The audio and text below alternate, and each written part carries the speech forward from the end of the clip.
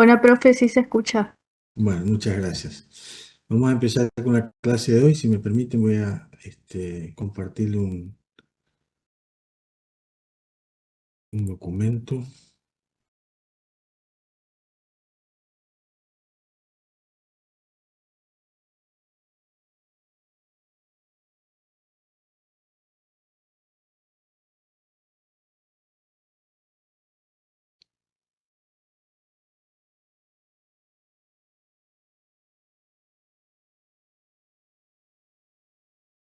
Bien, ahí le estoy mostrando una filmina que tiene como título Estimación de la media de una población.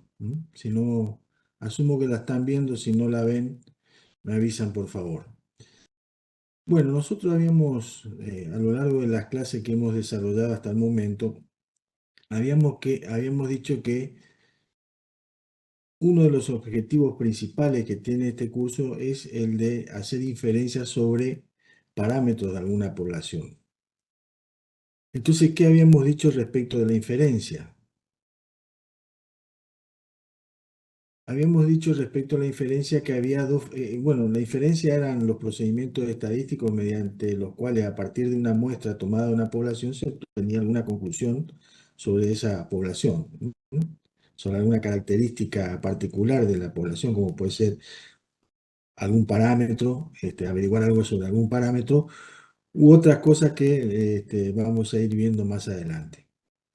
Entonces, cuando vimos la forma de hacer inferencia, habíamos visto que había fundamentalmente dos formas de realizar inferencia, por lo menos en un curso básico como el que vamos nosotros, que son las estimaciones de parámetros y las pruebas de hipótesis sobre algún parámetro poblacional. Lo que vamos a empezar a hacer hoy es de los procesos de inferencia. Vamos a ver cómo podemos utilizar la información de una muestra para estimar algún parámetro poblacional.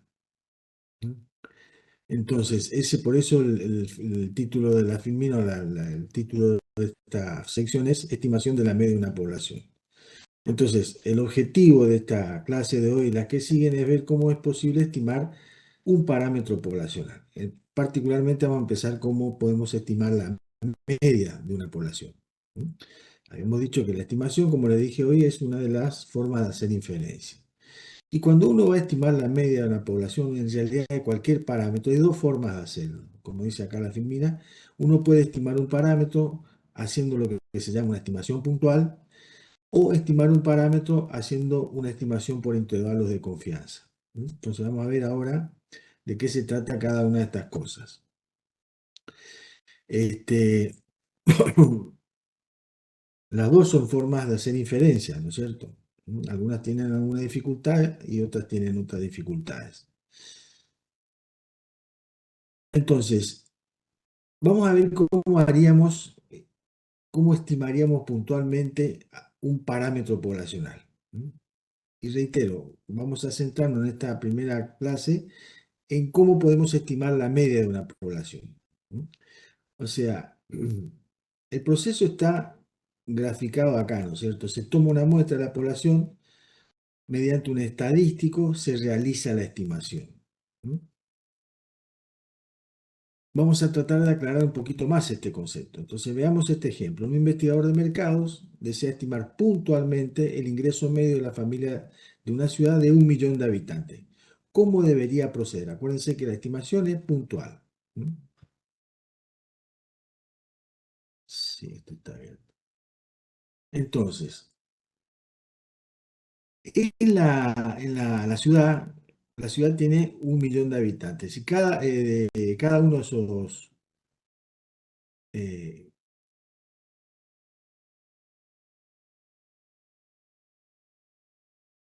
estoy viendo acá, no está del todo claro.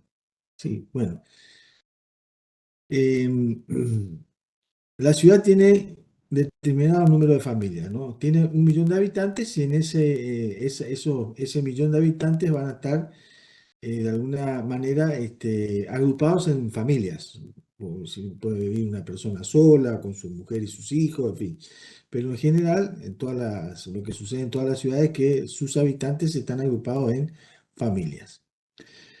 Entonces nosotros vamos a hacer un esquema para tratar de entender un poquito mejor lo que vamos a hacer. Nosotros tenemos un conjunto de familias. A ver,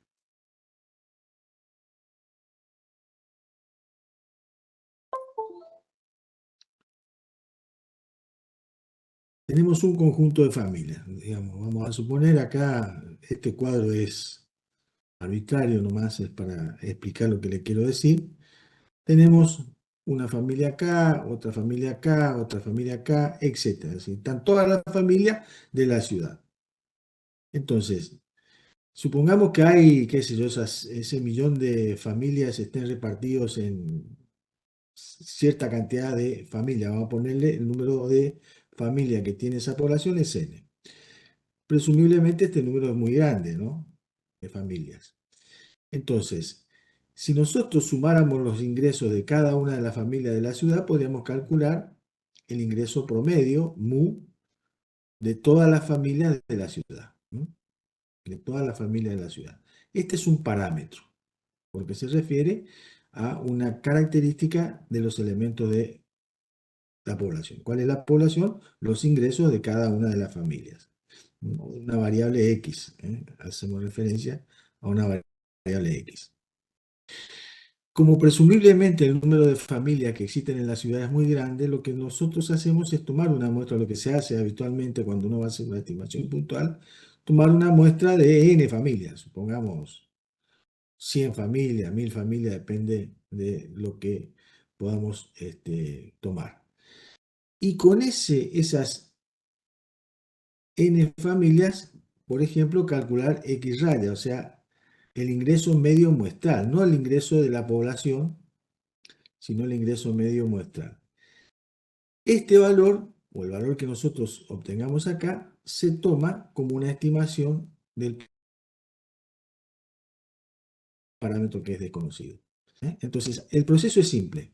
Población, de tamaño n, una variable que en este caso es ingreso de las familias, todas las familias, esa es la variable, lías. Y nosotros de esta variable lo que nos interesa es estimar mu. Puntualmente, como se hace, se toma una muestra de tamaño n, supongamos 100 familias, y mediante la fórmula que ustedes conocen, que sería esta que está acá, sumatoria CXI sobre n, si sumo todos los ingresos de estas, digamos, 100 familias, divido por 100 y obtengo X raya. Este X raya se toma como una estimación puntual de mu. Eso es una estimación puntual. La única condición que se le exige a una estimación puntual es que esta muestra sea una muestra aleatoria. Que no sea arbitraria, es decir, tomo esta familia, porque a mí se me ocurre, sino que haya un proceso de aleatorización en la selección de los elementos en la muestra. Así de sencillo, es lo que venimos haciendo nosotros prácticamente hasta ahora. Bien, eso es lo que es una estimación puntual de, en este caso, un parámetro como la media, ¿no? ¿Cuál es el problema que tienen las estimaciones puntuales? Vamos a volver a nuestro gráfico. Hay un solo parámetro que nosotros queremos estimar, que en este caso es la media poblacional. Pero en general hay múltiples o muchas estimaciones posibles, una para cada muestra de tamaño n que nosotros podamos tomar de la población. Es decir, presumiblemente si nosotros tomamos otra muestra de familias, como esa muestra va a estar integrada en casi con seguridad por elementos distintos, por familias distintas, la estimación que nosotros hagamos va a ser diferente de la que obtuvimos en primer lugar. Entonces, hay un solo parámetro para estimar, que vamos a llamar mu, y tantas estimaciones, o sea, tantos valores de X raya como nosotros podamos calcular, depende del número de muestras que nosotros tomemos o podamos tomar de esa población. Un parámetro, en general, muchas estimaciones posibles. Ahora, cuando uno va a estimar un parámetro, no toma una cantidad grande de factores, toma una sola muestra y con esa muestra se hace la estimación. La pregunta que uno le queda picando es la siguiente. ¿La estimación que nosotros hicimos es buena, buena en el sentido de que el valor de X raya es próximo a mu? Eso no lo sabemos. Nosotros tomamos la muestra, hacemos la estimación. Lo único que puede resguardarnos un poco de que el resultado que hayamos obtenido sea aceptable es que la muestra sea aleatoria. Pero de todas maneras nunca vamos a saber cuál es esta diferencia. La diferencia entre el parámetro y el valor, y el valor calculado del estadístico. Digamos, esta diferencia va a ser cero si el valor calculado del estadístico se iguala a la media de la población. Pero nosotros no sabemos, porque este valor no lo conocemos. Entonces nunca vamos a saber cuánto vale esta diferencia. Entonces, un solo parámetro y muchas estimaciones posibles. En un caso particular, nunca vamos a saber si la estimación que nosotros hicimos con esa única muestra está próxima al parámetro desconocido, el valor me refiero, o no está tan próximo como nos gustaría que esté. Si no se puede determinar cuál es este error que se llama error de muestreo, no se puede saber nunca porque no conocemos la media de la población. Lo que hacemos es estimarla. Entonces, problema, un solo parámetro y muchas estimaciones posibles. Y bueno, la pregunta que nos hacemos cuando realizamos la estimación, hemos realizado una buena estimación, en el sentido de que el valor del estadístico calculado está próximo al de la media que nosotros desconocemos y no lo podemos saber.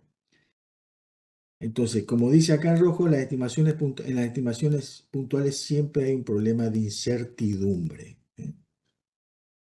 Siempre hay un problema de incertidumbre. Entonces, con el fin de acotar, y lo pongo en colorado, no de eliminar los problemas de incertidumbre, lo que se hace habitualmente, siempre que se pueda, es hacer una estimación del parámetro por medio de un intervalo de confianza.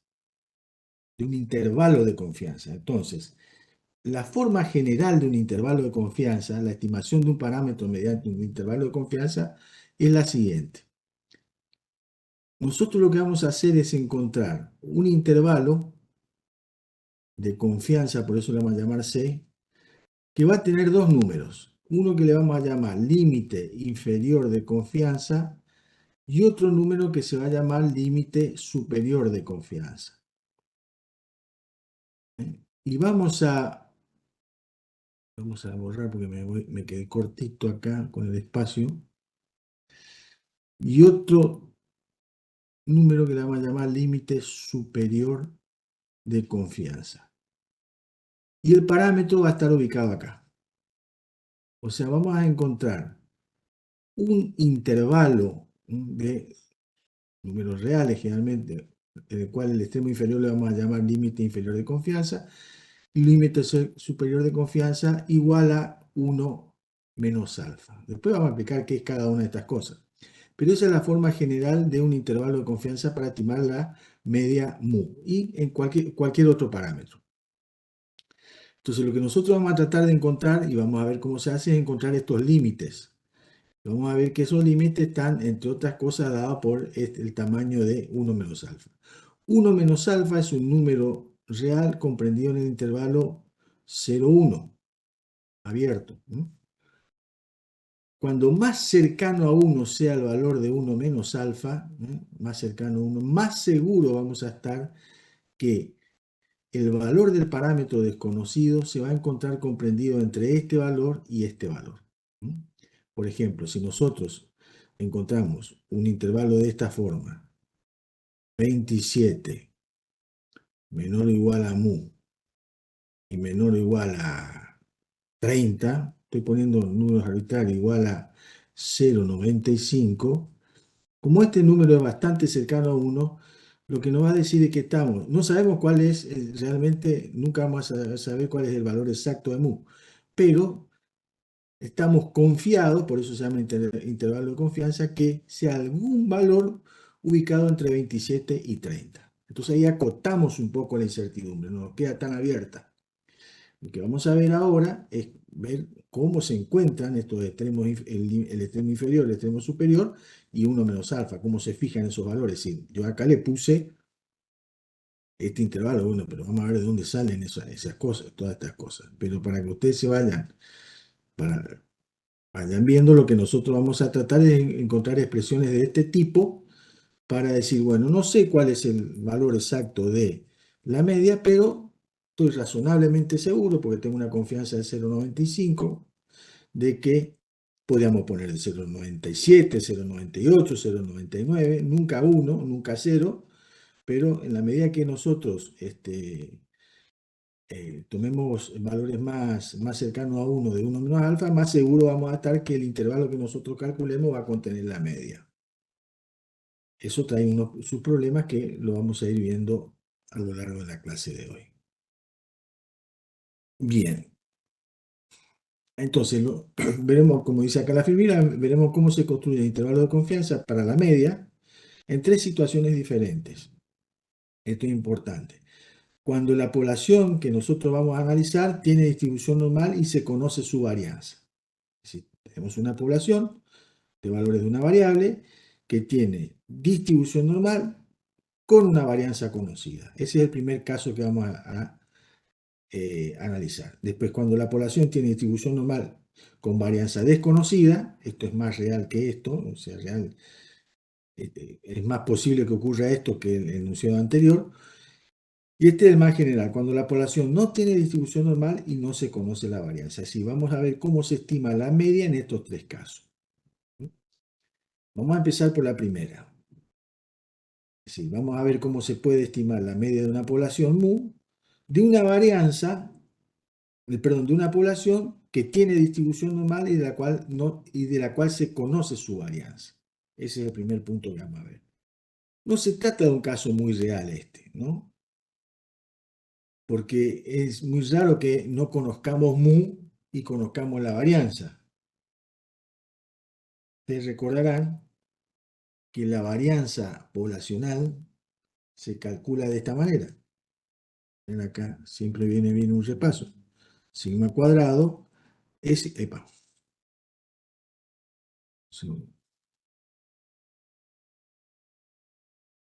sigma cuadrado se calcula de esta manera, no se estima porque estamos trabajando como la sumatoria de i igual a 1 hasta n de xi menos la media de la población dividido el tamaño de la población. Así se define la varianza poblacional. Entonces, si nosotros estamos estimando esto porque no lo conocemos, es raro que conozcamos esto. Porque para poder calcular esta sigma cuadrado, tenemos que saber cuánto vale esto y lo estamos estimando. Pero esta es una situación bastante irreal, pero vamos a suponer que de alguna manera conocemos la varianza. Después vamos a ir a casos más generales, y casos más aplicables, cuando no se conoce la varianza, etc., ¿no? Entonces, este es el primer caso que nosotros vamos a analizar. Entonces, el título dice estimación de la media de una población normal o que tiene distribución normal con varianza conocida.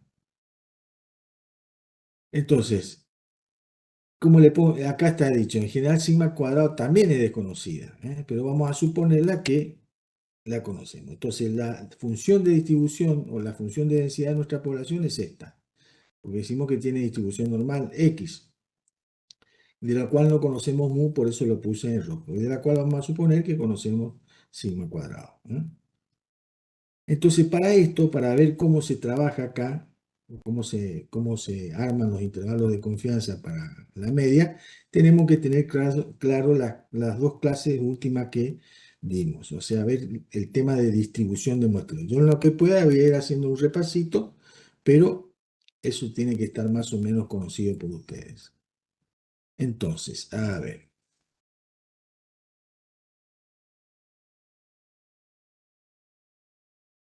Entonces, cómo parte el asunto? ¿De dónde parte o de dónde partimos? De la distribución de muestreo de X raya. Habíamos dicho que si de una población X que tiene distribución normal con media mu y varianza sigma cuadrado, tomamos muestras de tamaño n, aleatorias de tamaño n, la variable aleatoria media muestral también está distribuida normalmente con la misma media de la población y con una varianza que es la varianza de la población dividido el tamaño de la muestra. Distribución muestral de X raya. Por lo tanto, habíamos dicho oportunamente, si se da esta situación, habíamos dicho que la variable aleatoria z, calculada como X raya menos mu, o definida como X raya menos mu, sigma raíz de n, o sea, esta es la varianza de X raya, esta es la desviación estándar de X raya, o el error estándar de X raya, tiene distribución normal estándar. Eso habíamos visto la clase pasada. Entonces vamos a hacer un dibujito para que veamos lo que queremos hacer. Voy a dibujar, a hacer un esquema de esta variable, ¿no? De la variable z. Suponer que en el eje horizontal están todos los valores de z. La gráfica de z tiene forma de campana y está centrada en mu. Perdón, en 0. En 0. Tiene media 0.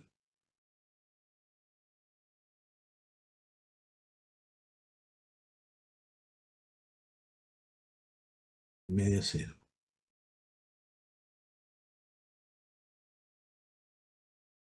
Está centrada en 0. Y tiene, como ustedes recordarán, desvío estándar 1. Esa es la característica de lo que estamos diciendo acá, ¿no? Eso es distribución muestral de la media muestral. Entonces, como dice el apunte, vamos a ir al apunte, después vamos a volver acá.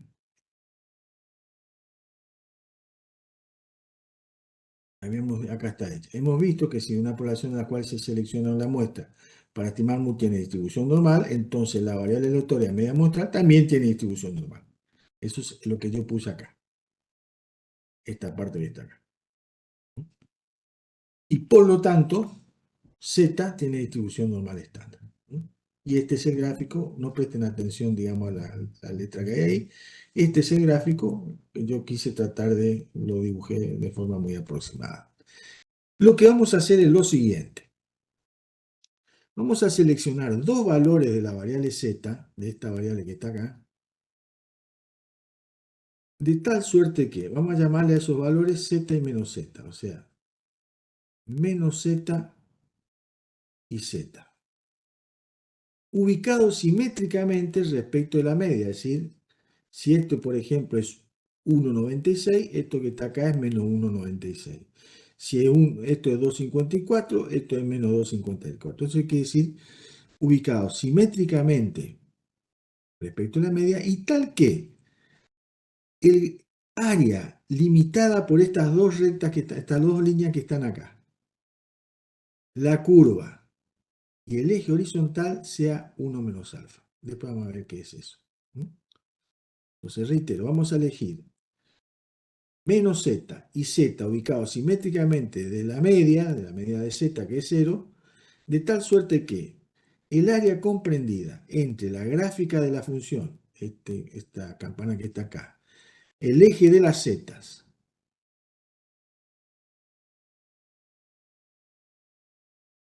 el eje de las zetas, la gráfica y el área comprendida sea 1 menos alfa.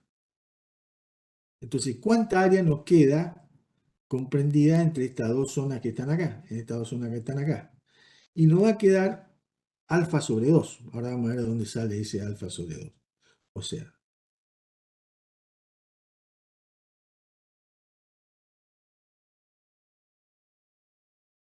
desapareció mi...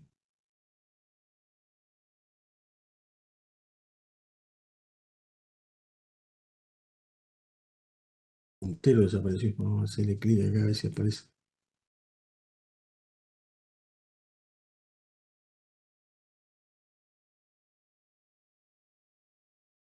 Es mentira.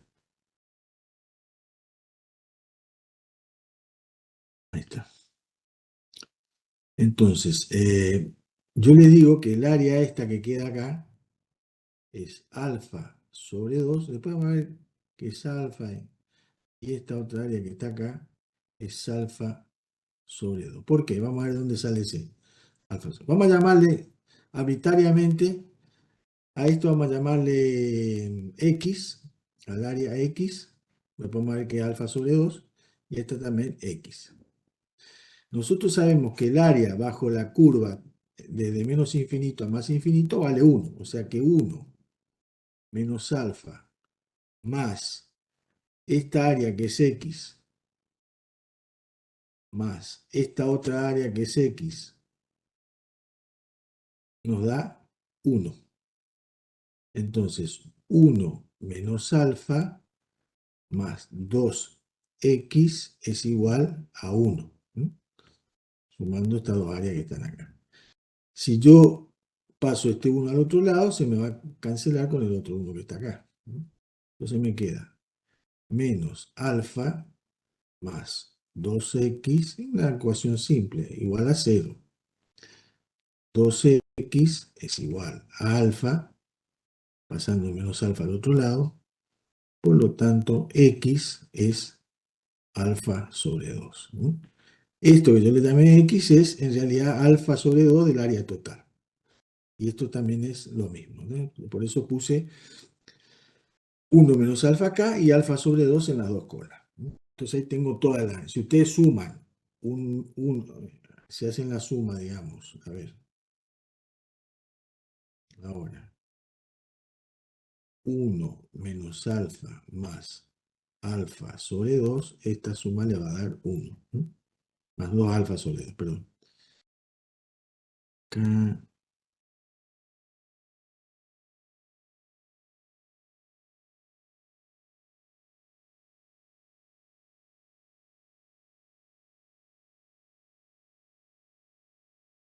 1 más. Esta sería esta área. Le sumo alfa sobre 2, digamos que es esta parte del área, más alfa sobre 2, si hacen la suma esta, le va a dar con seguridad 1, ¿no? Entonces, bueno, retomemos. Determino menos z y z de tal manera que el área comprendida entre esos dos valores sea 1 menos alfa del área total.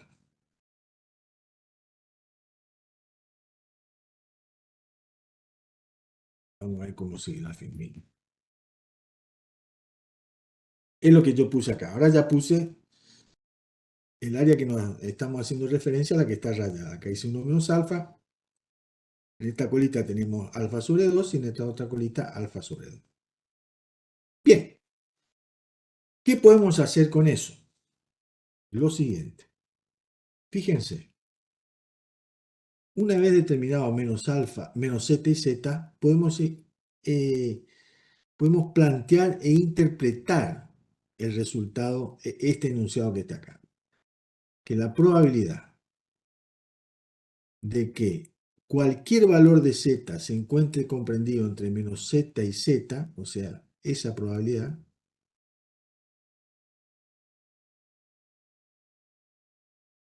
¿cuánto va a valer?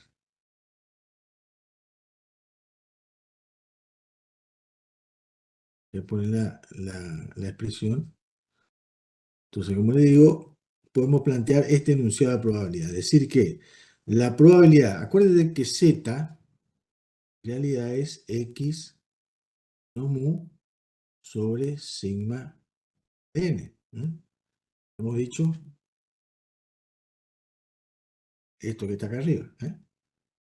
Entonces, podemos plantear e interpretar este enunciado de probabilidad. ¿Qué quiere decir? Que la probabilidad de que un valor de esta variable se encuentre en menos z y z es 1 menos alfa. Acuérdense lo que decíamos, la equivalencia que existe para las variables aleatorias continuas entre probabilidad y áreas. Lo que estamos diciendo es que la probabilidad área de que un valor de z, de esta variable, que es z,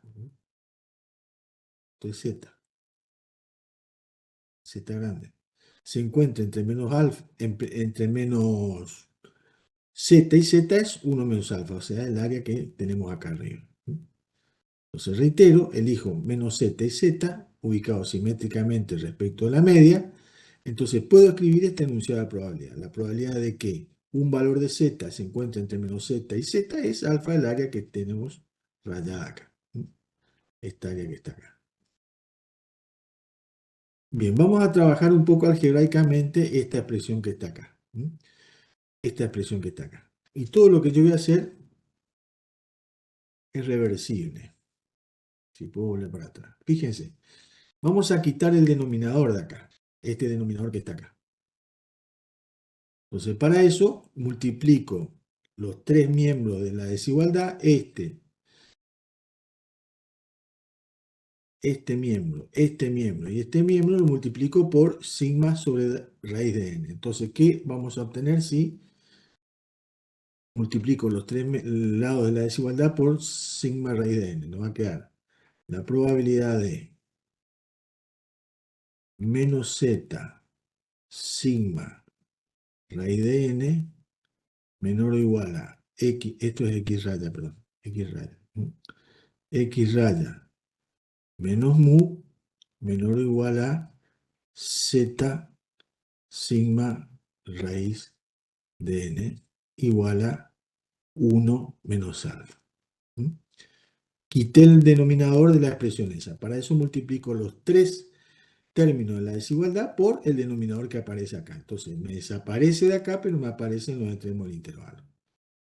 Bien, ¿qué voy a hacer ahora? Voy a restar a los tres miembros de la desigualdad esta x raya. Entonces, ¿qué nos va a quedar? Probabilidad de menos x raya menos z sigma raíz de n menor o igual a menos mu. ¿Por qué queda menos mu solamente ahí?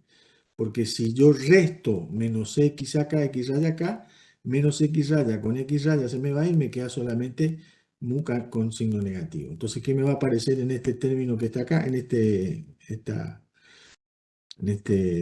el extremo del intervalo nos va a aparecer menos x, porque le resto, más, porque tenía signo positivo, z sigma raíz de n igual a 1 menos alfa.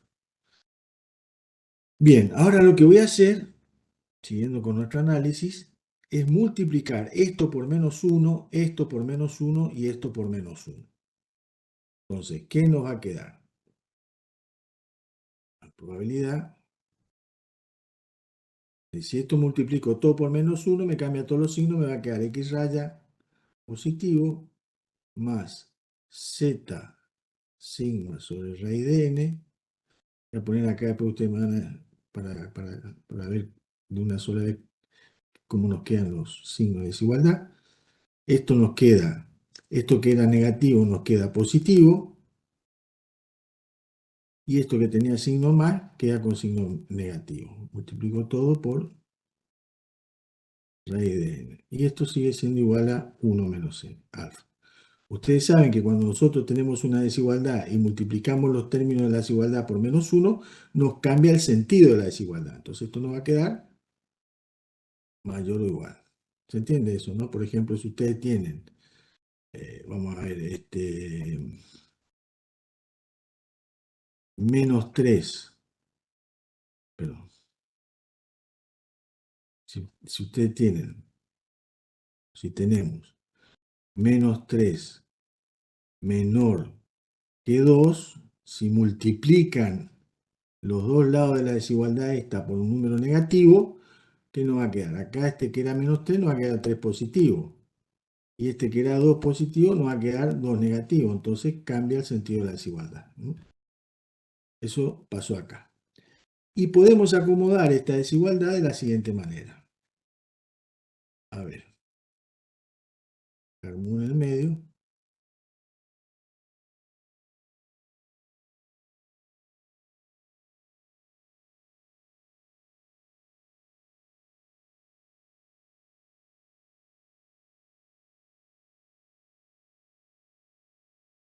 En el medio.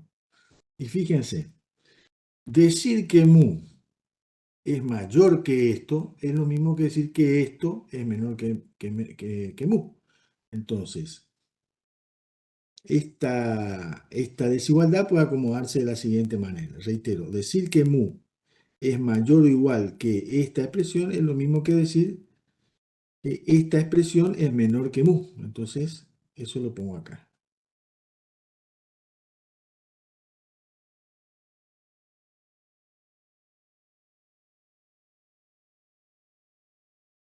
Perdón.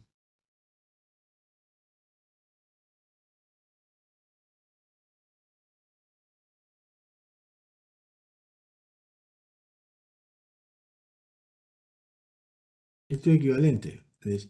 Decir que mu es mayor o igual a este valor que está acá es lo mismo que decir que mu es mayor que el valor. Entonces, esta expresión la puedo escribir de esta manera. Y decir de que esto es mayor que mu es lo mismo que decir que mu es menor que esa expresión. Entonces, le vamos a poner x raya z sigma raíz de n igual a 1 menos alfa. Entonces, esta expresión se llama intervalo probabilístico de confianza para mu. Probabilístico porque aparece el signo PR de probabilidad. Entonces, bueno, independiente de cómo lleguemos a esta expresión, lo que me interesa es analizar esta expresión que está acá. Entonces, sigma, que es la desviación estándar de la población, n es la raíz, n es el tamaño de la muestra y x raya es la variable aleatoria de medida muestral. Y mu es el parámetro que nosotros queremos estimar. ¿Qué significa esto? ¿Cómo interpretamos esto que está acá? El remate suele ser lo más difícil. Vamos a ver si no nos comimos nada.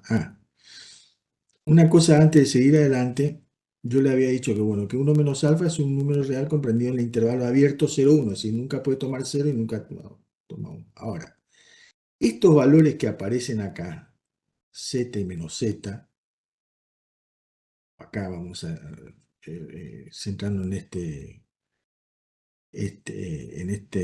esta expresión, menos z y z, que son estos valores que nosotros elegimos acá, menos z y z, dependen de este valor que está acá, por una propiedad de la distribución normal, estándar, fíjense. Como dice, los valores de z y menos z quedan definidos por 1 menos alfa. Yo le dije, tomemos arbitrariamente 1 menos alfa, cualquier valor. Después vamos a ir particularizando. Entonces, fíjense, si 1 menos alfa es 0,95, z es 1,90, z es 1,96 y menos z es menos 1,96. No, pues, el valor que puse acá. Vamos a empezar por acá. Si 1 menos alfa es 0,90, entonces z es menos 1,645 y z es 1,645. Si 1 menos alfa es 0,95, entonces z es menos 1,96 el extremo izquierdo y z es más 1,96 el extremo derecho. Eso sale de la propiedad de la distribución normal. Si 1 menos alfa es 0,99, entonces más menos z es 2,58. A ver, ¿de dónde sale eso? Para que no quede tan en el aire. Fíjense, vamos a suponer, vamos a tomar uno de esos valores que está ahí. Lo que yo quiero es que ustedes entiendan que z y menos z dependen del valor este que nosotros fijemos. Vamos a suponer que nosotros fijemos 1 menos alfa 0,95. Entonces, lo que está diciendo esa afirmación, que voy a elegir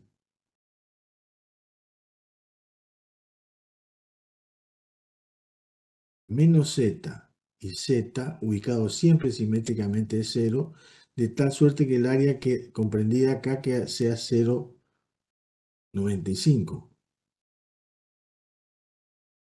0,95. Entonces, ¿cuánto es el área que nos queda acá?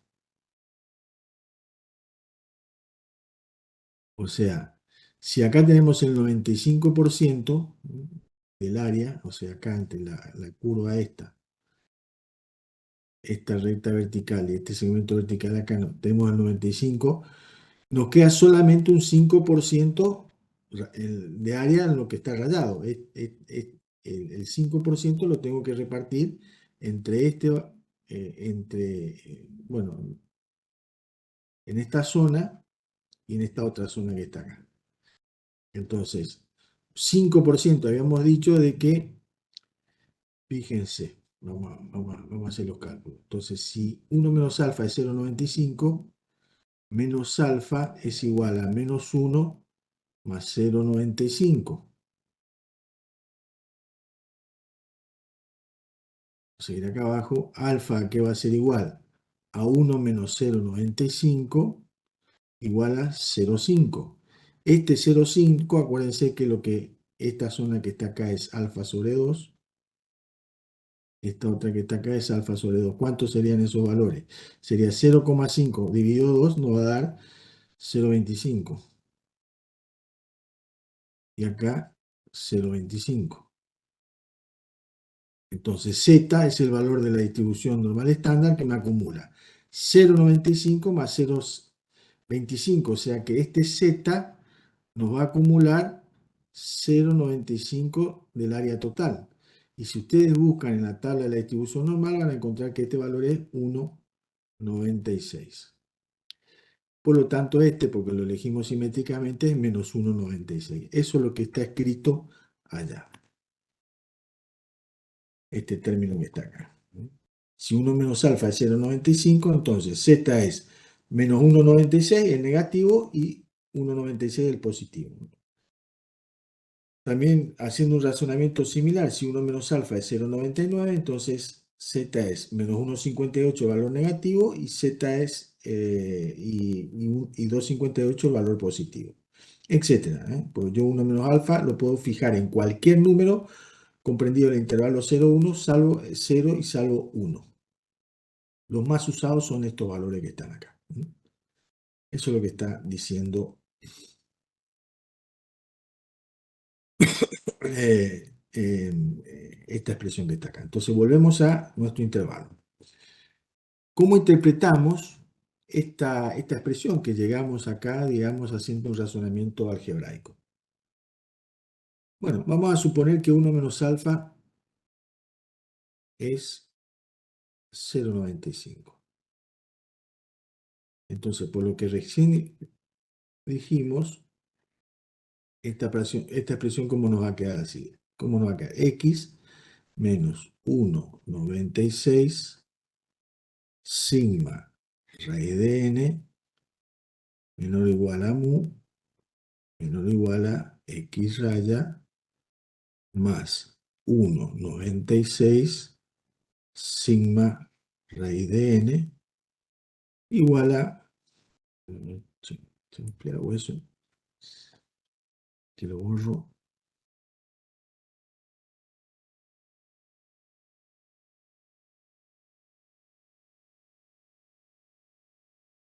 se pone 0,95. Entonces, si acá pongo 0,90, esto va a ser, si nosotros ponemos 0,90, esto va a ser este valor menos 1,645, el valor que está acá, y este va a ser 645, con 1000 sigma acá. Entonces, ¿cómo interpretamos esta expresión? Estamos tomando esta expresión y dándole un poquitito más de sentido. ¿Cómo interpretamos eso? Bueno, esto lo podemos interpretar de la siguiente manera. Vamos a volver a nuestro estudio de probabilidades. Supongamos que tenemos un evento cualquiera, un espacio muestral A cualquiera, bajar un rato de lado lo que vimos hasta ahora, y queremos calcular su probabilidad. ¿Cómo calculamos la probabilidad? Hay varias formas de calcular la probabilidad de A, y uno es mediante la definición de la probabilidad como frecuencia relativa. Entonces, ¿cómo se calcula la probabilidad de un evento desde el punto de vista de frecuencia relativa? Lo que hacemos es lo siguiente: repetimos muchas veces el experimento y calculamos la frecuencia relativa del evento A, es decir, cuántas veces ocurrió el evento A cuando nosotros realizamos la experiencia X número de veces. Esa es la probabilidad. Entonces, la probabilidad que sea como frecuencia relativa es el número de veces que ocurrió el evento A cuando realizamos la experiencia dividido el número total de veces que realizamos la experiencia. Eso es la probabilidad de A. Entonces, esta expresión que está acá, este intervalo probabilístico que está acá, lo vamos a interpretar a partir de la definición de probabilidad, porque fíjense que estamos calculando una probabilidad, estamos diciendo que la probabilidad de todo esto es 0,95. Entonces, ¿cómo lo vamos a interpretar? Vamos a suponer que nuestro evento es este, x raya menos particularizar,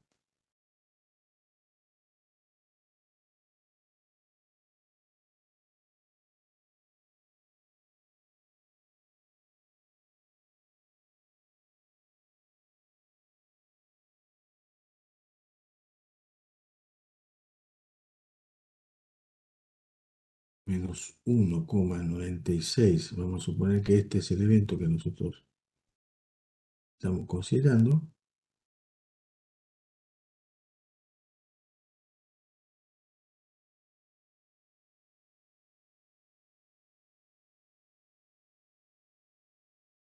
Entonces, lo que nos está diciendo, si nosotros consideramos que A es todo lo que está dentro del paréntesis, que la probabilidad de que ocurra todo este evento que está acá es 0,95. Esa es la expresión que está escrita acá arriba. O sea, de puntero. Es esta expresión que está acá. Esta expresión nos está diciendo que si nosotros realizamos un gran número de veces la experiencia, ahora vamos a ver de qué experiencia estamos hablando, la probabilidad es 0,95. Entonces, ¿cómo interpretamos eso? Supónganse lo siguiente, que tomamos de la población de la cual nosotros queremos estimar mu, un gran número de muestras, 100 muestras por decir, y para cada una de las muestras calculamos esto que está acá, calculamos esto y calculamos esto, ¿no? Entonces, tomo el valor de la media calculada, le resto menos 1,96 veces el debido estándar de la población y divido por la raíz cuadrada de n. O sea, armo estos intervalos, para ser más claro. Armo estos intervalos. X raya 1,96. Para cada muestra calculo esto.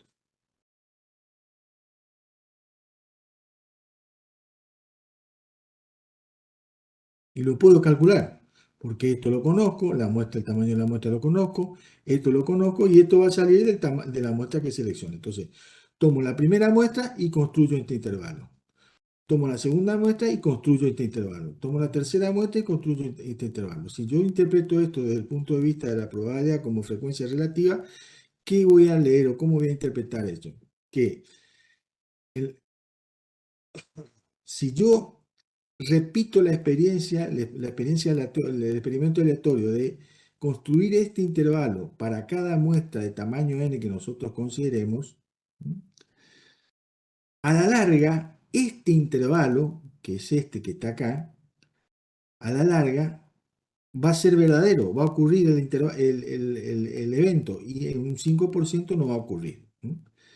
Reitero, si la probabilidad de esto es, como expresamos acá arriba, 0,95, interpretamos esto como frecuencia relativa, lo que nos va a decir es lo siguiente, que si nosotros, ¿cómo lo interpretamos? Que si nosotros repetimos la experiencia un gran número de veces. ¿Cuál es la experiencia? Tomar una muestra y hacer todos los cálculos. Tomar otra muestra y hacer todos los cálculos. A la larga, en el 95% de los casos, la media mu que es desconocida va a estar comprendida entre este valor y este valor que está acá. Y solamente en un 5% no va a ocurrir eso. Si nosotros reitero, esa sería la interpretación desde el punto de vista de la frecuencia, la probabilidad como frecuencia relativa. Reitero, si nosotros, este se llama intervalo aleatorio de confianza, ¿no? Si nosotros repetimos un gran número de veces, que es cuál es la experiencia, tomar una muestra, la voy a poner acá, tomar una muestra de tamaño n, y con eso, ¿qué calculamos? X raya, este valor que está acá, vamos a llamar X0, Y hacemos esa experiencia un gran número de veces y así, o sea, calculamos X raya, le restamos esto, calculamos X raya y le sumamos esto y hacemos eso un gran número de veces, aproximadamente en el 95% de los casos, este evento va a ocurrir, este evento que está acá va a ocurrir. Es decir, que la media va a estar entre este valor y este valor que está acá. Y solamente en un 5% no va a ocurrir eso. ¿Mm? ¿Está? Ahora, cuando uno realiza o calcula un intervalo de confianza, no toma una gran cantidad de muestras, toma una sola muestra. Se toma una sola muestra. Y se hace este cálculo. Se reemplaza el valor, vamos a llamar el valor, acá ya lo puse, el valor calculado de x raya x0, entonces ¿qué nos va a quedar? X0 menos 1,96 sigma raíz de n menor o igual a mu menor o igual a x0 más 1,96 veces el error estándar de Biot. Entonces, si nosotros realizamos un gran número de veces la experiencia, y esto es 0,95, un gran número de veces la experiencia, voy a obtener muchos intervalos de este tipo, pero tomo una sola muestra y hago el cálculo. Entonces esto ya deja de ser un intervalo de probabilidad para llamarse intervalo de confianza. ¿Por qué el cambio? Porque, acá, perdón, me olvidé de poner la rayita. ¿Por qué cambia? Acá se llama intervalo de probabilidad y pongo probabilidad, acá arriba, y acá pongo C como intervalo de confianza, porque ya esto no es una variable aleatoria. X raya sub 0 es un valor de X raya, y todo esto es constante. Entonces, esto es constante, esto es lo que nosotros llamamos como límite inferior de confianza.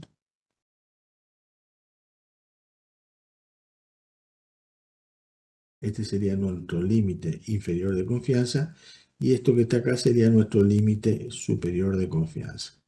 Entonces, ahora ya estos son números. Esto que está acá es un número, entonces ya no puedo hablar de probabilidad.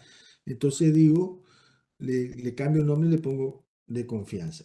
¿Y por qué le llamo de confianza? Acuérdense que la interpretación de este evento como frecuencia relativa dice que si nosotros repetimos la experiencia un gran número de veces, aproximadamente en el 95% de los casos la media desconocida mu va a estar comprendida entre este valor que calculemos y este valor que calculemos. Entonces, confiamos, por eso se llama intervalo de confianza, que cuando nosotros tomamos una muestra de tamaño n, hacemos el cálculo de este y lo reemplazamos en esta expresión, confiamos de que este sea uno del 95% tal que tiene a la media, muy desconocida, entre este valor y este valor que está acá. Entonces, este es el intervalo, este es el límite inferior de confianza y este es el límite superior de confianza.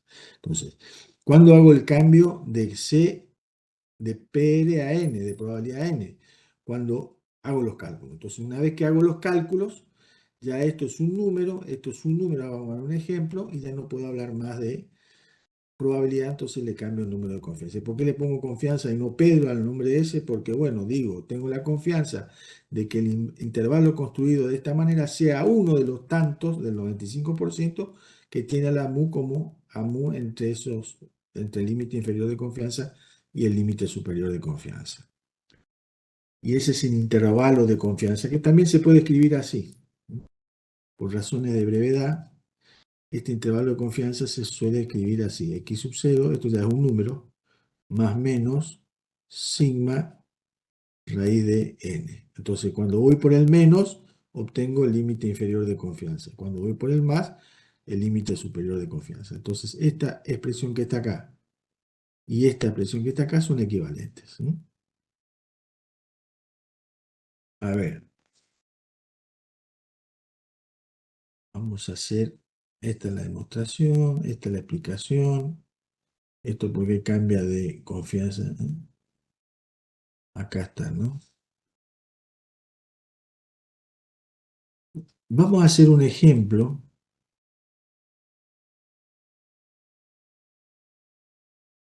y después vamos a hacer un ejemplo para que vean más claramente cómo es el tema de la construcción del intervalo de confianza o de estimar la media mediante un intervalo de confianza y después vamos a dar algunas definiciones adicionales. Entonces vamos a ver, este ejemplo está en el apunte, que dice así. Se ha calculado que la media de las calificaciones de una muestra aleatoria de 36 estudiantes universitarios del último año de su carrera es 6,9 puntos. Encuentre los intervalos de confianza del 95% y del 99% para la calificación promedio del último año. Asuma que la desviación estándar de la población es 0,3. Comente los resultados obtenidos. Entonces, ¿cómo es el tema? Lo primero que tenemos que hacer es ir identificando lo que tenemos. Entonces, se ha calculado que la media de las calificaciones de una muestra de 36 estudiantes del último año es 6,9. Entonces, el tamaño de la muestra es este. Y con esta muestra nosotros calculamos la media muestral y nos dio 6,9. ¿Qué sabemos además? Que la desviación estándar de la población es 0,3. Eso es dato. Y es lo que yo especifico en esta filmina. Variable, calificaciones de los estudiantes universitarios del último año. Datos, 36, se tomó una muestra de 36 estudiantes y con esa muestra se calculó 6,9 puntos. Es que sucede. Bien, no se tiene ningún tipo de información sobre si la población tiene distribución normal o no la tiene. Fíjense que en el enunciado del problema no aparece la distribución de probabilidad de la población de los valores de la variable, pero el tamaño de la muestra es mayor a 30. Entonces, ¿qué podemos aplicar ahí? El teorema del límite central. Nosotros habíamos dicho, para atrás, que al inicio de la clase, si nosotros teníamos una población normal,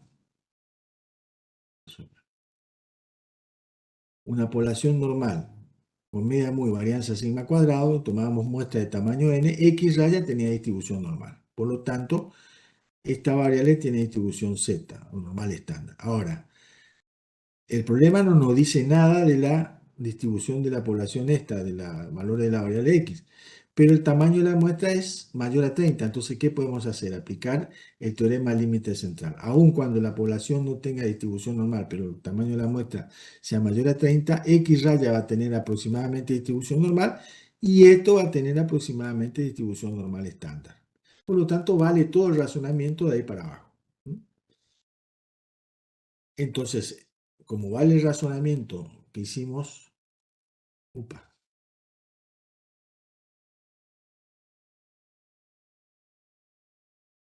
el razonamiento que hicimos, ahí borré sin querer, vale, todo esto que hicimos vale, porque acuérdense que nosotros partíamos de que esto tenía distribución normal. Todo vale. Entonces, el intervalo de confianza lo vamos a construir como sabemos. Por eso le digo que hay que tener claro las distribuciones de muestreo. Entonces, no se tiene información de la distribución de la población, pero sabemos que n es mayor a 30, la muestra de 36. Se puede aplicar el teorema límite central. Por lo tanto, esta variable que está acá va a tener distribución normal estándar aproximadamente y todo lo que hicimos va a valer. Entonces, es aplicado, por lo tanto, es aplicable el razonamiento anterior. Fíjense que lo que nos pide el problema, perdón, es que calculemos primero un intervalo de confianza del 95% y otro intervalo del 99%. Después que comentemos los resultados. Entonces, vamos a empezar a construir el intervalo de 95% confianza. Entonces, 1 menos alfa es 0,95. Por lo tanto, como vimos recién, z toma estos dos valores, menos 1,96 y 1,96. Entonces, en realidad lo que hay que hacer ahora, ¿qué pasa? Es aplicar la fórmula, esta formulita que está acá, esta fórmula que está acá.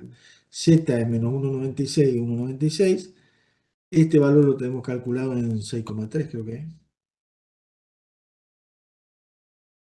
6,9, este valor que está acá.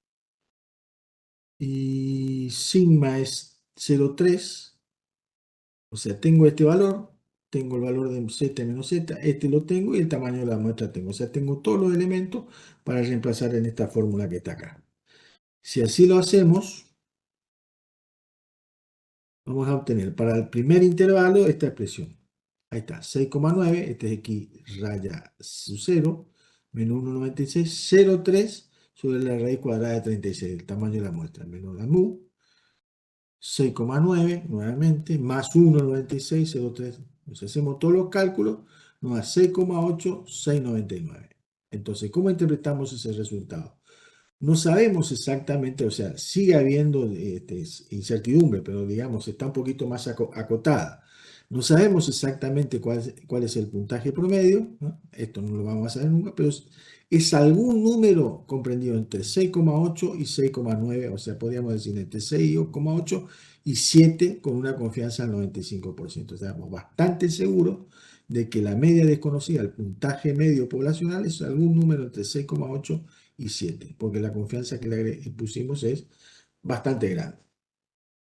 Entonces, ese es el fundamento de la estimación de la media mu por medio de un intervalo de confianza. Ahora bien, bueno, esa es la interpretación recién le dije, ahora vamos a cambiar, porque el problema así lo pide.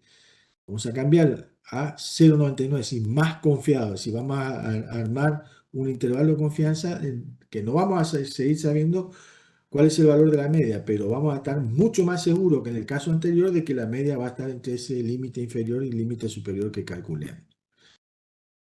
Entonces, habíamos dicho que cuando 1 menos alfa es 0,99, z es menos 1,58 y 2,58. Entonces, reemplazamos los valores que cambió de acá a acá. Lo único que cambia es este valor que está acá. Como decíamos, z menos z dependen de este valor, de 1 menos alfa. Entonces cambiamos ahora, ponemos 0,99. Esto queda como estaba. Esto sigue estando como está. Lo único que cambia son estos valores que están acá. Entonces, hacemos los cálculos, eso ya se hace con una calculadora, y nos da 677,703. Entonces, la interpretación es exactamente la misma que la anterior. No sabemos seguimos sin saber exactamente cuánto vale el puntaje medio poblacional, pero es algún número que está comprendido entre 6,8, pongamos, y 7, entre 6,8 puntos y 7 puntos con una confianza de 99%. O sea, estamos más seguros de que este intervalo contiene la media poblacional que desconocemos. Entonces, como se ven, modificando el valor de 1 menos alfa, podemos estar más o menos seguros de que el intervalo que nosotros construyamos contenga el valor de la media desconocida. Ahora, uno dice, y bueno, en vez de tomar 0,99, tomemos 0,999, tomemos valores de 1 menos alfa cada vez más cercanos a 1. Entonces, más seguro vamos a estar de que el intervalo que nosotros calculemos va a contener la media que desconocemos.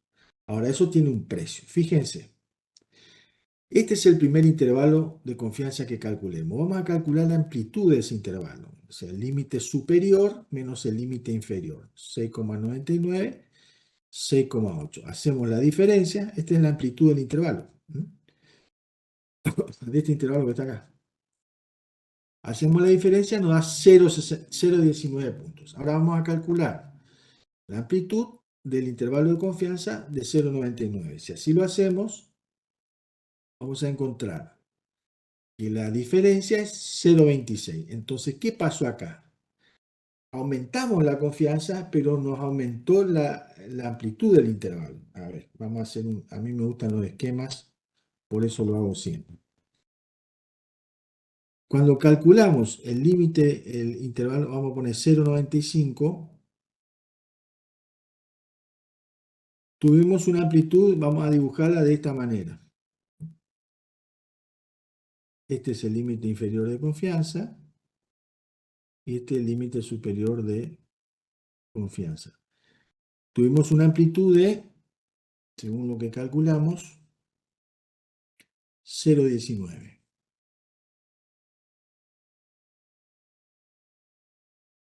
Entonces, en algún punto entre el límite inferior de confianza y el límite, vamos a poner los valores. 680, 699. 680. No, no era 6. Sí, 687 vamos a ponerle para trabajar. Ese es el primer intervalo. Entonces, la media mu desconocida va a ser algún valor entre 6,8 y 7. 6,8 y 7. Cuando calculamos el intervalo de 0,99, ¿qué pasó? Estamos más seguros, pero el intervalo se nos amplió. Para el intervalo de confianza, el límite interior de confianza, vale 6,77 y el límite superior de confianza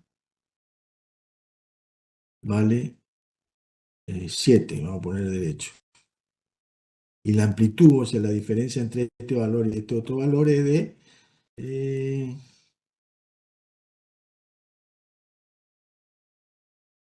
0,26. Fíjense, 0,26. O sea, estamos más seguros que este intervalo contiene a la media mu, en algún lado está el valor de la media, pero ¿cuál es el problema? Aumentamos la confianza, pero perdemos precisión. El intervalo se nos hace más grande y vamos perdiendo precisión. Entonces, tomar un valor de 1 menos alfa cada vez más grande nos da más confianza, pero menor precisión. Entonces, ese es el precio que se paga por tener más confianza. Así, cuando subí de lo que está acá, aumenta la confianza, pero disminuye la precisión. Acá aumentó 0,26 el intervalo y acá pasamos de 0,19 a 0,26, a ir aumentando el nivel de confianza. Bien,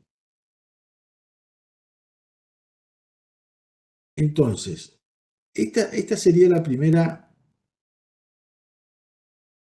el primer intervalo que nosotros armamos.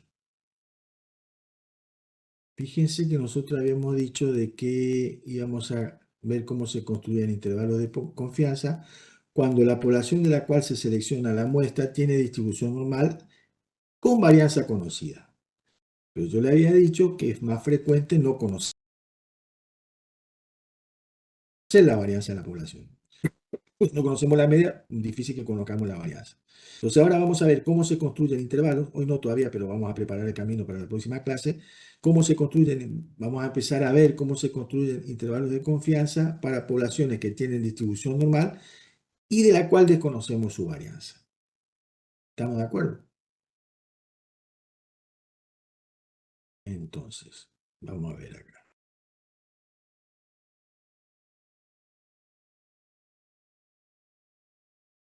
Fíjense, ahí vamos a volver a nuestro apunte, a nuestra pizarra. ¿Cómo construimos el intervalo? Esto es lo que hicimos hasta ahora. Partimos. Vamos a tomarlo de vuelta para tenerlo bien a mano. Partimos de una población X que decíamos que tenía distribución normal con una media mu y una varianza sigma cuadrado. Por lo que vimos en las distribuciones muestrales, la media muestral, si de los valores de esta variable nosotros tomamos muestra de tamaño n, la variable aleatoria x raya tiene también distribución normal con una media mu y una varianza de sigma cuadrado raíz de n, ¿no? Sobre n. Bien, y vimos que de acuerdo a lo que está ahí arriba expresado, la variable aleatoria es x raya menos mu sobre sigma raíz de n tiene distribución normal estándar, 0, 1. Entonces, pero para que esto ocurra, esto tiene que ser conocido, ¿no? Porque acá lo que tenemos es la raíz cuadrada de lo que está expresado ahí. Entonces, ¿qué pasa si no se conoce sigma? Sí, sigma cuadrado. Si no se conoce la varianza de la población. ¿Se pueden hacer inferencias para la media? Sí se puede. Porque hubo un estadístico, Gosset se llamaba, que firmaba con el nombre de Student, que determinó cuál es la distribución de esta variable. X raya menos mu S raíz de n. Cuando las muestras se toman de una población normal. Es decir, lo que hizo Gosset Student, es decir, el nombre era del estadístico era Gosset,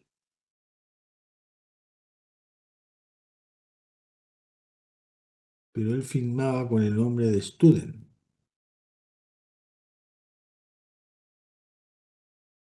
Entonces, Gosset determinó cuál era la distribución de probabilidad de esta variable. Fíjense cuál es la diferencia con Z, que hemos reemplazado sigma por S. Y a esa variable, que ya no es Z, Gosset le llamó T. T, para diferenciarla de Z. ¿Y qué dijo Gosset o Student? Dijo, esta variable tiene distribución normal estándar.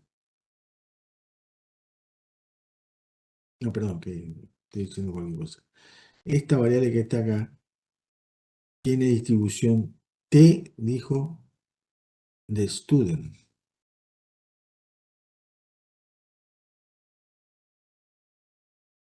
Es decir, por decirlo de alguna manera, inventó una distribución de probabilidad nueva para ver cómo se distribuía esta variable aleatoria a la cual le llamó T. Y esa distribución de probabilidad le llamó, o se la llama, no sé si la llamó él en realidad, distribución T de Student.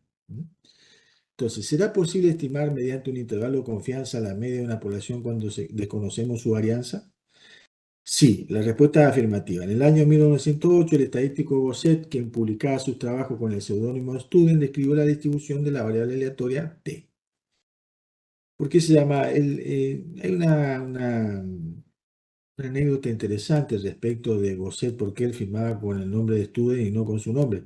Porque él creo que era escocés o irlandés, no recuerdo de qué nacionalidad tenía, y él trabajaba en una fábrica de cerveza. Una fábrica de cerveza, creo que era escocés. Y tenía firmado y hacía estadística, trabajaba en la empresa haciendo estadística, ¿no? En la fábrica de cerveza haciendo control estadístico de calidad y algunas cosas más de estadística. Y cuando él entró a la empresa a trabajar, tenía lo que se llama un contrato de confidencialidad, es decir, él no podía contar al mundo exterior los descubrimientos que él había hecho trabajando para la empresa o las estadísticas que había hecho trabajando para la empresa, la fábrica de cerveza. Se tenía, como dije, un contrato de confidencialidad, se llama así. No puede decir ni publicar nada de la estadística que él hacía en la empresa. Entonces, por ese motivo, en vez de firmar su trabajo como Gosset, que es su apellido, lo firmaba con el nombre de Student. Y ahí viene, ¿no es cierto?, por qué la distribución que él ideó, digamos, sí, ideó es la palabra, se llama distribución que de Student, no distribución de Gosset, ¿no? Entonces, perdón, me fui.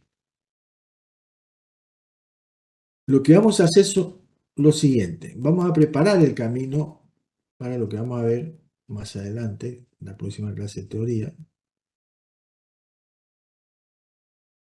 Acá está. Entonces, lo que descubrió Gosset o lo que inventó Gosset es que esta variable que está acá ya no es una normal estándar, porque acá hemos reemplazado sigma por S, y a esa variable le damos T. Y dijo, tiene distribución T de Student. Entonces, lo que vamos a hacer ahora es, primero, determinar cuáles son las características de la distribución de probabilidad T de Student, y la clase que viene vamos a ver cómo podemos utilizar la distribución T-Student para construir intervalos de confianza para una población que tiene distribución normal y la cual no conocemos la varianza de la población. Por eso acá no ponemos sigma, sino ponemos S. Entonces, esta variable es la que nos va a permitir a nosotros más adelante construir intervalos de confianza para poblaciones normales con varianza desconocida. Pero primero tenemos que saber qué es la distribución T. Bien, él dijo que la función de densidad de la distribución T tiene esta fórmula que está acá. Entonces, partimos de una definición. Una variable aleatoria t tiene distribución t de Student si su función de densidad es este choclo que está acá puesto, digamos, de fórmula, ¿no? Y acá sigue la fórmula acá abajo, ¿no? Es una fórmula, como ustedes ven, bastante compleja, como es la normal, digamos. ¿Se acuerdan? La función de densidad de la distribución normal era una función bastante compleja, pero en realidad nunca utilizamos la función. Siempre lo que utilizamos son las propiedades de la distribución normal y es lo que vamos a hacer ahora. Esta es como información para que ustedes sepan, digamos, de dónde salen las cosas, pero en realidad nunca vamos a utilizar esta fórmula que está acá para calcular probabilidades para una variable aleatoria t, sino lo que vamos a utilizar son las propiedades de esa variable aleatoria. Y las propiedades son las siguientes, por lo menos la más importante de la distribución t. Si una variable aleatoria t tiene una variable aleatoria t mayúscula, tiene distribución t de estudio, entonces t varía entre menos infinito y más infinito. ¿Qué quiere decir? Que una variable aleatoria que tiene distribución t puede asumir cualquier valor entre en el intervalo real de menos infinito a más infinito. Lo que está diciendo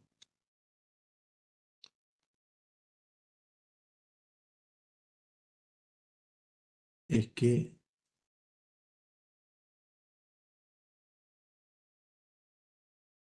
los valores de la variable t pueden variar desde menos infinito a más infinito. Es decir, t puede tomar cualquier valor, menos 100, 100, 1000, 2000, 0, cualquier valor en el intervalo real menos infinito a más infinito. No, va a estar cero. Eso dice, que es lo mismo que pasaba con la distribución normal estándar. La distribución normal estándar o inclusive la distribución normal, X o Z, pueden tomar valores desde menos infinito a más infinito.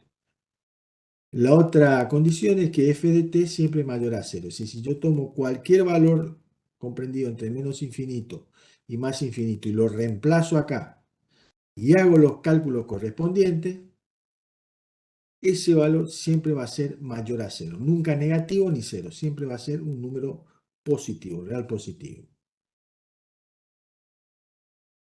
El valor esperado de una variable aleatoria que tiene distribución t vale cero. La varianza no nos interesa mucho. Lo que sí nos interesa es el valor esperado de una variable aleatoria que tiene distribución t de Student es cero. O sea que cero,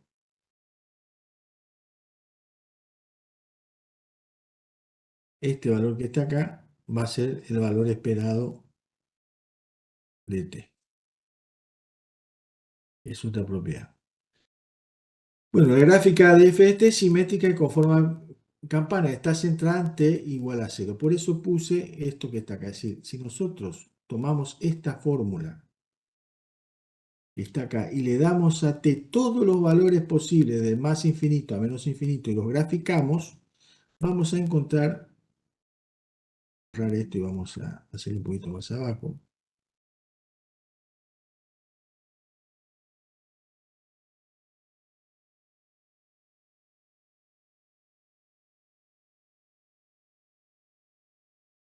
Entonces, como dijimos,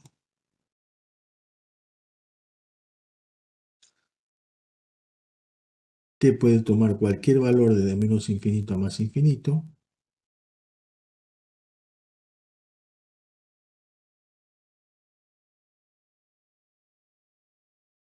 Está centrada en cero, porque su valor medio o esperado es cero. Y la forma de f de t, si esto no se parece para nada a una campana.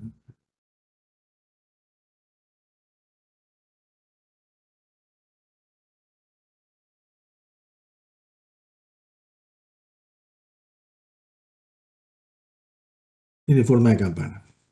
Y está centrada en cero.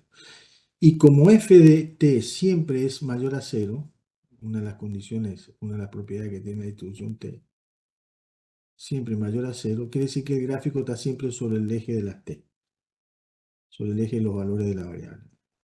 Borrar esto, horrible. Como dijimos, una de las propiedades, digamos, de la distribución t-Student es que para cualquier valor de la variable, f de t vale mayor a cero. Es esta propiedad que está acá. Esta. Que está acá. Entonces, por eso el gráfico es siempre acá. Bueno, acá es como que tocar al eje de las t, ¿no? Pero en realidad es asintótico. Si se aproxima tanto como querramos a derecha e izquierda, pero nunca llega a tocar. Nunca, nunca, nunca, nunca esto es igual a cero, ¿no? Siempre es mayor a cero. Es otra propiedad, ¿no? Bien, otra propiedad dice que, la puse acá muy bien, que el área bajo la curva, eso faltó esa, pero bueno, la punta en la punta está.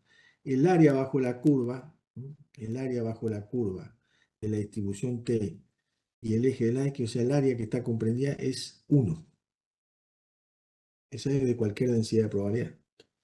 Es decir, eso cómo se traduce esa propiedad. Tendríamos que escribir matemáticamente cómo se traduce esa propiedad. Diría que la integral desde menos infinito a más infinito de f de t diferencial t es igual a 1. Es decir, el área bajo la curva, toda el área acá, eso lo comparte con con todas las densidades de probabilidad, es igual a 1. Y la última propiedad dice que la probabilidad de que un valor de t sea menor o igual a b y mayor o igual a a es igual a la integral, vamos a escribirla bien,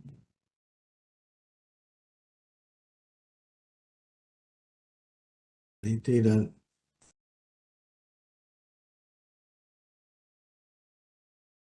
entre a y b de f de t diferencial de t. ¿Se imaginan si yo acá reemplazo, si quiero calcular la probabilidad y reemplazo ese f de t por esta fórmula que está acá, ¿no? Sería una integral que no sé quién la puede resolver. Entonces, afortunadamente, las probabilidades no se calculan de esa manera. Existen tablas, así como existen tablas para calcular probabilidades para la distribución normal. También para calcular probabilidades en la distribución T existen tablas que nos permiten calcular esas probabilidades. Esto, ¿qué quiere decir? ¿No? La equivalencia que hay entre área y probabilidad en la continua es que supóngase esta expresión que está acá, que nos está diciendo que si yo tomo dos valores de la variable A y B y quiero calcular la probabilidad de que un valor de T esté comprendido entre A y B, lo que tengo que hacer es calcular el área de esta que está acá, ¿no? Como en todas las densidades de probabilidad. Como les decía, afortunadamente no hay que calcular. El único parámetro, acuérdense lo que era el parámetro de una distribución. Cuando nosotros veíamos la distribución binomial, habíamos dicho que sus parámetros eran n y p, o sea, el número de intentos y p la probabilidad de éxitos. Cuando vimos la distribución normal, vimos que tenía dos parámetros, que era su media y su desviación estándar. La distribución T tiene un único parámetro que son los grados de libertad. Aparece un concepto, grado de libertad, y ahora vamos a ver rápidamente, digamos que una idea muy elemental de lo que en estadística se conoce como grado de libertad, pero asumamos que lo conocemos, al concepto de grado de libertad. El único parámetro que tiene la distribución T de Student son sus grados de libertad. Es decir, para cada grado de libertad nosotros tenemos una distribución T de Student diferente. Entonces, en este gráfico hay varias distribuciones T, esto lo saqué de internet, no sé dónde lo busqué, por ahí miles de estos gráficos. Son 1, 2, 3, 4, 5 distribuciones T de Student calculadas para o graficadas para distintos grados de libertad.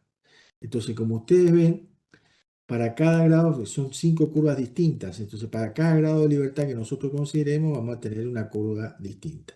Si la curva correspondiente a los grados de libertad lo pueden identificar por el color que tiene cada una de las curvas. La verde, por ejemplo, la que mejor se nota, esta verde que aparece acá, sería el gráfico de una variable que tiene distribución t de Student con 5 grados de libertad, y así sucesivamente.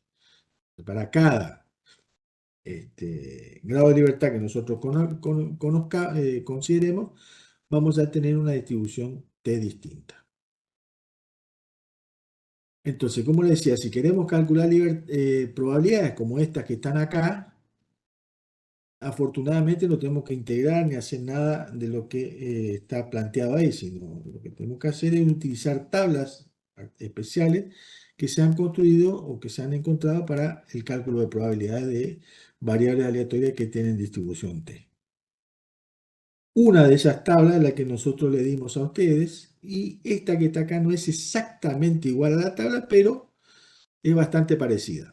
Entonces, con esta tabla yo le voy a decir cómo se encuentran probabilidades para una variable que tiene distribución t de Student.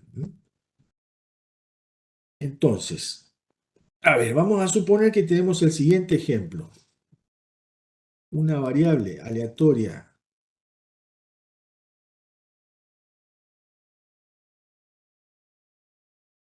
que tiene distribución t con 10. A ver, un segundito. Se expresa así. Vamos a suponer que tenemos una variable aleatoria t en distribución con 10 grados de libertad. Entonces es puede ser una de esas curvas que vimos ahí. Y queremos calcular cuál es la probabilidad de que la variable aleatoria que tiene distribución t con 10 grados de libertad, cuál es la probabilidad de que su valor sea menor o igual a, vamos a ver, el gráfico, 0,90. ¿Cuál es el valor de la variable?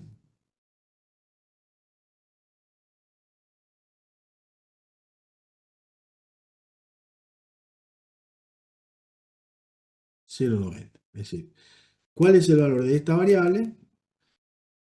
Tal que la probabilidad sea 0,90. Nuestra tabla, al igual que la tabla de la distribución normal estándar, lo que hace es calcular probabilidades acumuladas. Si esta es la variable t, supongamos que esta es la gráfica, acá esto es 0, lo que me está diciendo es que encontremos un valor de t tal que el área acumulada hasta ese valor, vamos a ponerlo así, t, sea el 90% del área total bajo la curva. Es decir, la misma historia que hicimos con la distribución normal estándar. Entonces, reitero, vamos a buscar la tabla, una variable aleatoria que tiene distribución t de Student,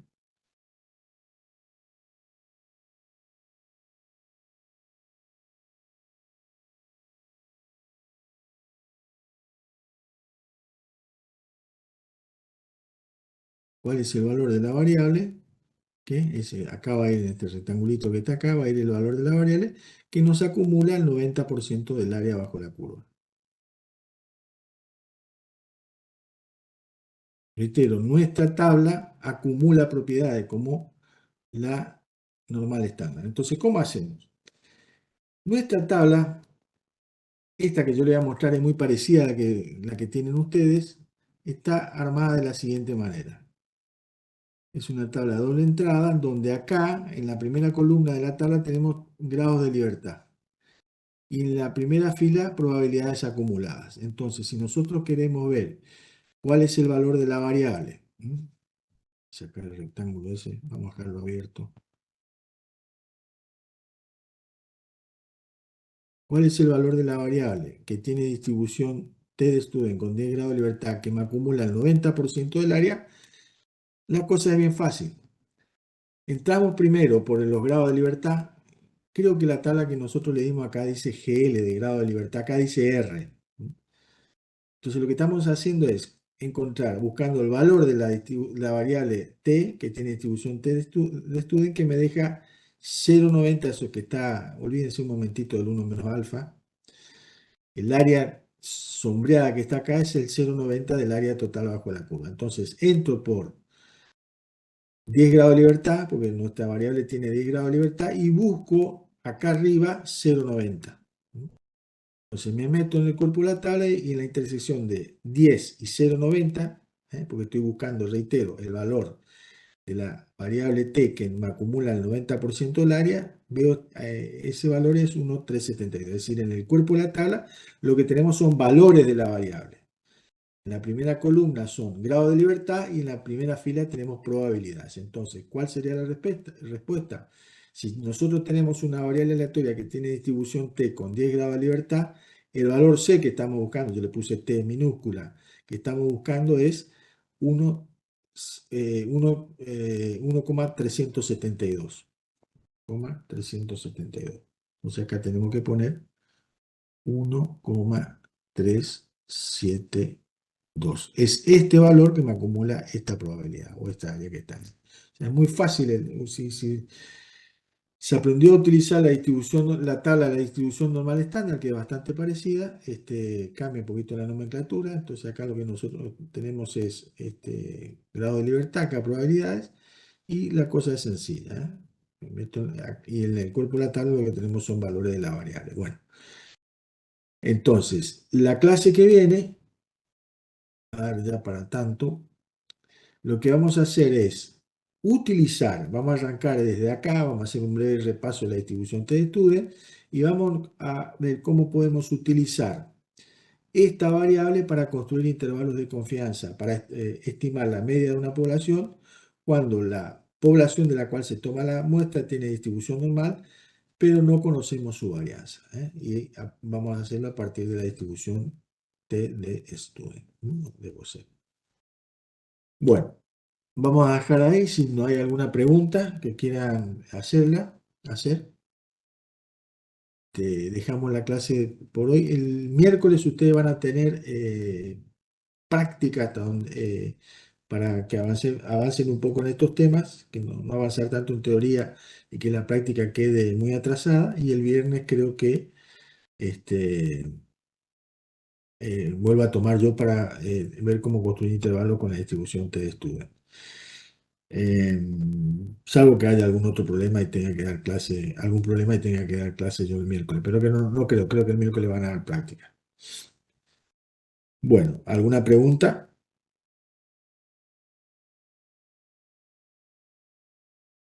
Bueno, si no hay preguntas, nos vamos despidiendo y nos vemos la clase que sigue, ¿no? ¿Les parece? Hasta la clase que viene.